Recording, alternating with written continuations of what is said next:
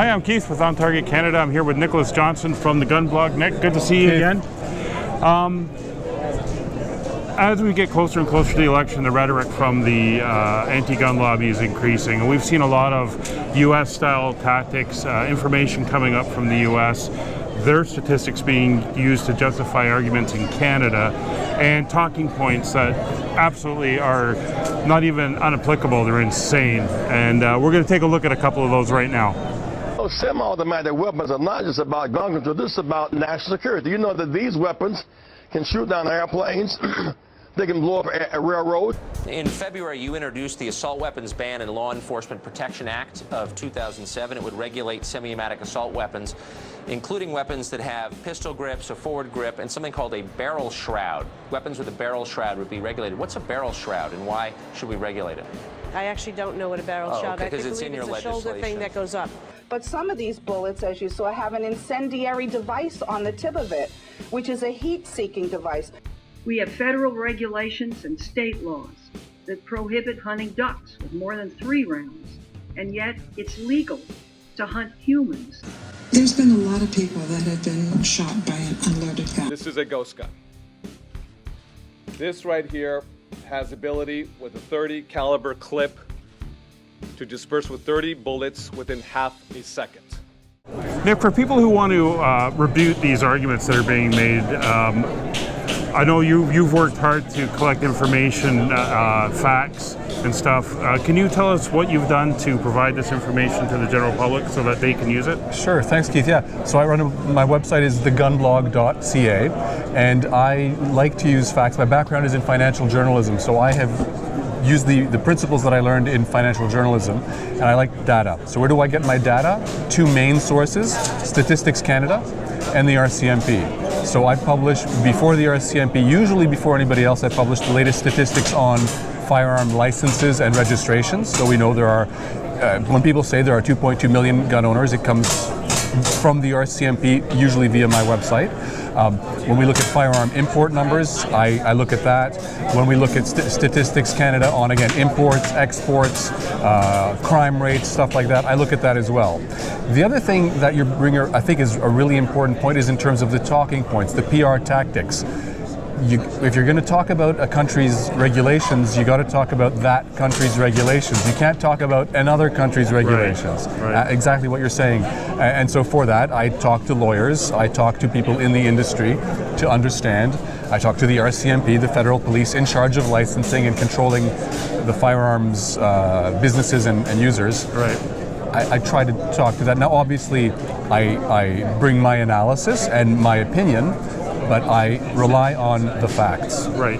Now, people want to do the right thing. They want to speak up. They want to defend what they're passionate about with the shooting sports. Sometimes they can take the wrong tone or get angry and frustrated. What would you say are some of the things they should consider when they are going to or rebut arguments that they see out there? I love that question. That's something that I'm thinking about right now, actually, and especially for myself as a guy who's trying to shape the language and shape smile. We all can smile more. Probably don't rebut. We spend a lot of time talking about the regulations and the injustice of the laws, and that makes us angry. What if we talked about the positive stuff, the culture, our culture of safety, our culture of responsibility, our culture of good citizenship? Those are things we can be proud of that make us smile. What about the culture of fun, of learning new skills, of taking a friend or a child or a relative or a stranger, a colleague to the range, and the feeling of confidence and accomplishment from hitting a bullseye? Like, these are, how about just putting that smile on that person's face? The hunters are the biggest contributors to nature conservation, whether it's wetland protection,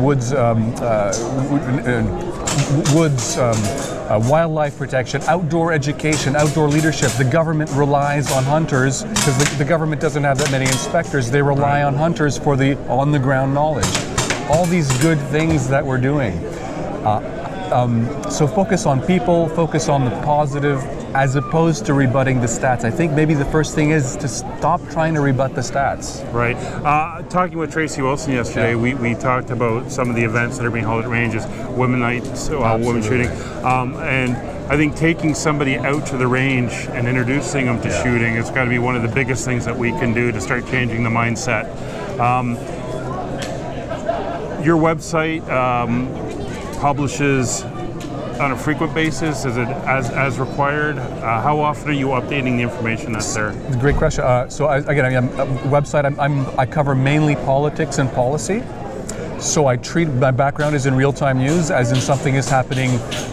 My boss in my old job, if something happened 5 minutes ago and we didn't have it published, it's like, what are you guys waiting for? What's going on? Right. Where's the malfunction? So when something happens instantly, I'm on Twitter. I try to get it on Twitter instantly. But if there's nothing happening, I don't want to spam people. So if there's nothing happening, I might be quiet for a few days. So it's as needed. Sometimes it's been 3 times a day when it's needed. When I publish something in the morning, something happens in the afternoon, and my readers want to know, they get to know. Right. So it depends on legislation, what's happening. My interviews, I get a lot of exclusive interviews. So it depends. Short version is as needed. As needed. We're about 6 weeks out from a federal election. What do you think are the important things that people should be asking the MPs that are coming around, or the potential MPs that are trying to get elected? So tactically, I think it's too late for that. I just wrote a book called The Canadian Gun Owner's Guide to Election 2019, because there's two. The next Prime Minister will be Andrew Scheer of the Conservative Party or Justin Trudeau of the Liberal Party. If the Liberals win, we're toast. If the Conservatives win, we're not toast. So everybody's mission, every voter's mission in every riding is to vote for the strongest non-Liberal candidate. Vote for the strongest non-Liberal candidate.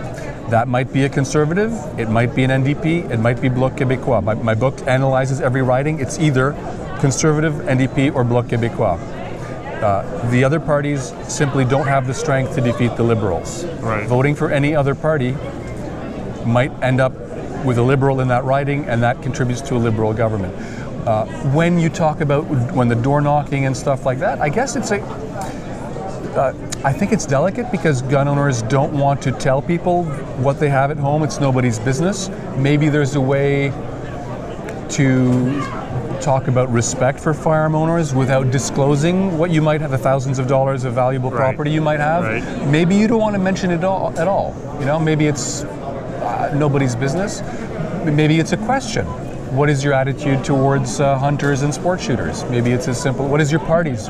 What is your personal view about hunters and sport shooters? Maybe that's the way to do it. Excellent. Well, thank you very much. Where can people find you again? You've got your website, you're on Twitter. Can you give us the address? The easiest way is TheGunBlog.Ca, and you can see the Twitter at TheGunBlog there as well. I've also got books, and you can subscribe to get my private email updates through the website. Excellent. We'll put a link to the website in the description below. Thank you very much once again. Thank you for taking the time. Thank you for what you do. Thank you. Once again, we're here at TACCOM 2019. I'm Keith with On Target Canada. Let's get back to the show.